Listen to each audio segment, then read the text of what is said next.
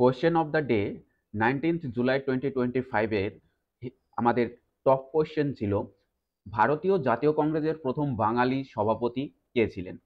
পুরো বিষয়টা আমরা বিস্তারিত জানব। ভারতীয় জাতীয় কংগ্রেস অর্থাৎ আইএনসি এটা প্রতিষ্ঠিত হয়েছিল 1885 এবং বোম্বেতে প্রথম অধিবেশন বসে। এই অধিবেশন আয়োজিত হয়েছিল বোম্বের গোকুলদাস তেজপাল সংস্কৃত কলেজে এবং এখানে সভাপতিত্ব করেছিলেন উমেশচন্দ্র ব্যানার্জি।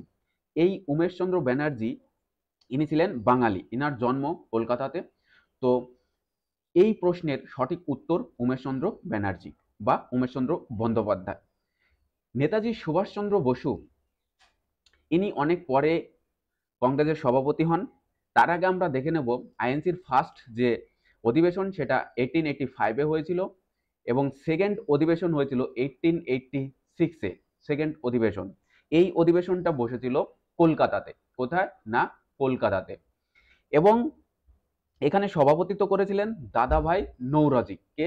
দাদাভাই নৌরজি। এবং এদিন 436 জন বিশিষ্ট ব্যক্তিত্ব কিন্তু ছিল।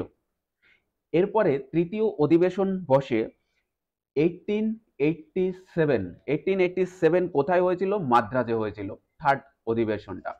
এই মাদ্রাজের অধিবেশনে প্রথম যে সভাপতিত্ব করেন যিনি, তিনি মুসলিম প্রেসিডেন্ট, তার নাম বদরুদ্দিন তায়েবজি। নাম কি? বদরুদ্দিন তায়েবজি। অনেকবার প্রশ্নটা এসছে। এই সময় এই অধিবেশনের মূল উদ্দেশ্য ছিল মুসলিম যে অন্যান্য জাতীয় স্তরের নেতা রয়েছে তাদেরকে সংযুক্ত করা বা তাদের সাথে হাত মেলানো, এটাই ছিল তাদের উদ্দেশ্য। এবং এই আশুতোষ মুখোপাধ্যায় ইনি কখনোই জাতীয় কংগ্রেসের সভাপতি নির্বাচিত হননি।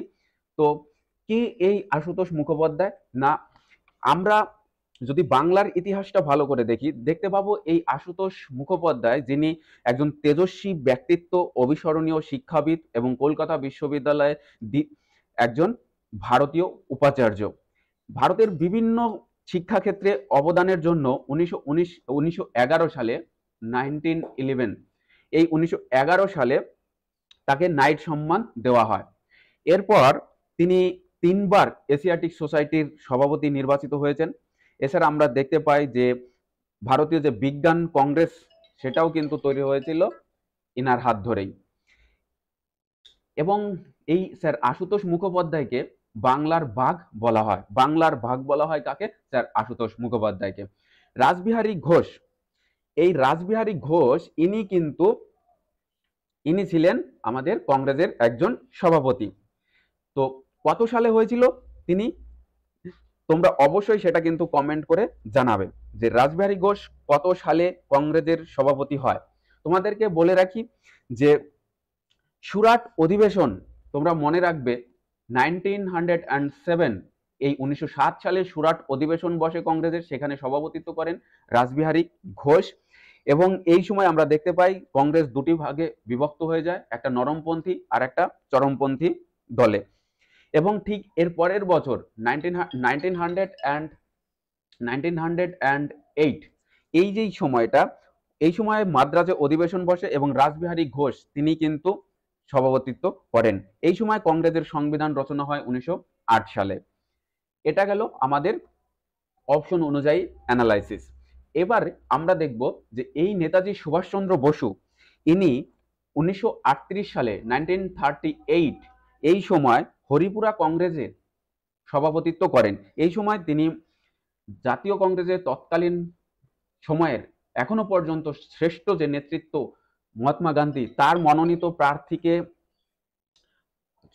হারিয়ে, পট্টবী সীতারামাইয়া ছিলেন তার নাম, তাকে হারিয়ে তিনি কিন্তু এই 1938 সালে জয়লাভ করেন। এবং আমরা দেখতে পাই তার পরের বছর 1939 এখানেও কিন্তু আমরা দেখতে পাই ত্রিপুরী কংগ্রেসে সুভাষচন্দ্র বসু আবার নির্বাচিত হন এবং তিনি পদত্যাগ করেন এবং তার পদত্যাগের পরেই কিন্তু রাজেন্দ্র প্রসাদ প্রেসিডেন্ট হিসাবে নির্বাচিত হন। এছাড়া এখান থেকে যে কোয়েশ্চেনগুলো অনেকবার উঠে এসছে সেগুলো তোমরা একবার জানবে। যদি বলা হয় যে এই জাতীয় কংগ্রেস আইএনসি যখন প্রতিষ্ঠিত হয় তখন ভাইসরয় কে ছিলেন? তখন ভাইসরয় ছিলেন লর্ড ডাফরিন এবং বদরুদ্দিন তায়েবজি ছিলেন আইএনসির প্রথম মুসলিম সভাপতি। যদি বলা হয় প্রথম মহিলা সভাপতির নাম, তখন আমরা উত্তর করব অ্যানি বেসান্ত। যদি বলা হয় প্রথম ভারতীয় মহিলা, তাহলে আমরা উত্তর করব সরোজিনী নাইডু। এবং যদি বলা হয় যে আইএনসির প্রথম ইংরেজ সভাপতিকে, তাহলে আমরা বলবো জর্জ উইল। এই জর্জ উইল ইনি কিন্তু 1888 1888 সালে তিনি কিন্তু এলাহাবাদে অধিবেশনে সভাপতিত্ব করেন। এছাড়া আরো একটা গুরুত্বপূর্ণ তথ্য তোমাদেরকে জেনে রাখতে হবে যে মহাত্মা গান্ধী জাতীয় কংগ্রেসের অধিবেশনে সভাপতিত্ব করেন কতবার? একবার করেছিলেন মাত্র, ফার্স্ট অ্যান্ড লাস্ট, এবং সেটা কিন্তু 1924, সেটা ছিল বেলগাঁও অধিবেশন। প্রথম এবং শেষবারের মতো প্রেসিডেন্ট হন। তার পরের বছর 1925-এ কানপুর অধিবেশন হয় এবং সেখানে সভাপতিত্ব করেন সরোজিনী নাইডু, প্রথম ভারতীয় মহিলা হিসাবে। সো এরকম গুরুত্বপূর্ণ আপডেট পাওয়ার জন্য আমাদের সাথে জুড়ে থাকো। এরকম ভিডিও, এরকম প্রশ্ন আলোচনা হতেই থাকবে। তোমরা প্র্যাকটিস করতে থাকো। Thank you for watching.